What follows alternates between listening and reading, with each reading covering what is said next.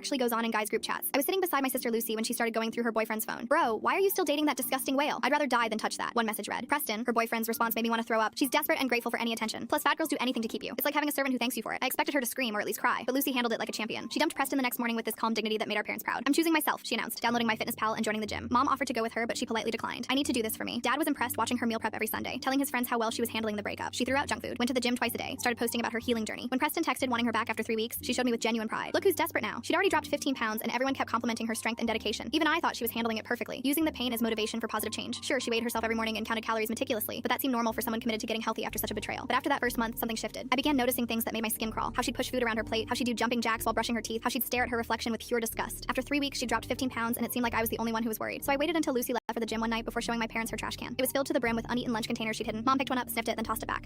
Okay? I skip meals too sometimes. Dad was already back to watching TV. Stop going through your sister's things. That's weird. That's when I realized I was fighting this battle alone. I never stopped trying though. I tried hiding the scale once, but she grabbed my shoulders, shaking me. Where is it? When I wouldn't tell her, she tore the bathroom apart, throwing bottles out of cabinets while crying that I was sabotaging her. That same night, I went to her room to ask if she was okay. That's when I saw it. All over her bedroom walls were the original screenshots of the group chat texts, printed out and taped all over her bedroom wall. The word desperate was circled in red marker. Fat was underlined again and again. It was like she was punishing herself with evidence of who she used to be. 2 months into this nightmare, we ran into Preston at the mall. He was with his new girlfriend, and the way Lucy's face changed when that girl casually bragged about being 95 pounds still haunts me. That night, I heard Lucy running around her room, and I pressed my ear to the wall, counting her footsteps for hours until I fell asleep on the floor. She started fainting, and I'd rushed to catch her, feeling how light she'd become. Each time our parents believed her excuses, and I wanted to scream at their blindness. And one day, when I caught her reading the number of calories on the back of a gum packet, I finally snapped. You're scaring me, I whispered, voice shaking. She pulled up those screenshots again, and her voice was ice cold. You know what's fucking scary? Being called desperate, being the fat girlfriend. It was like she was talking to herself more than me. So I did what any rational teenager would do in this situation. I started collecting her fallen hair from the shower drain, thinking that it would finally force my mom to do something. Oh honey, I went through the same thing at her age after my first breakup. Lost 30 pounds on the grapefruit diet. She'll grow out of it once she meets someone new. I wanted so badly to stop caring about it and be nonchalant, but I couldn't. Not when my sister was dying right in front of my face. I was only 15, but I tried everything. Begged them to force therapy. The scale beeped all night and I'd text mom from my room, but she had given up on trying and I almost didn't blame her because Lucy got scary good at manipulation. I'm finally confident and happy. Why is everyone mad about that? She'd say, making our parents feel like monsters. Then one afternoon in late July, her phone buzzed. Preston's friends had invited her to their annual pool party. They want to see the new me, she exclaimed. And for the first time in months, she looked genuinely happy. But it was the kind of happiness that made my stomach drop. When the day came, she spent 2 hours getting ready, adjusting her bikini with safety pins because even the smallest size hung loose on her hip bones. When she asked me to come with her, I was shocked. I need someone there who gets it, she said. And I knew she meant someone who knew the truth about Preston. When the day came, she walked through that gate like she was walking onto a stage. I saw Preston first, his arm around the 95-pound girlfriend, and watched Lucy's jaw tighten. But after a few hours, things seemed to settle down. Some guys even complimented her transformation, making her glow in that sick way. She was finally getting the validation she'd been starving for, until Mike walked over with chips. Want some? He asked casually. Are you calling me fucking fat? Her voice was different, dangerous. Then she reached into her beach bag and pulled out a gun. You think I need to eat? You think I'm still the fat, desperate girl? My heart dropped. Full story on channel, link below.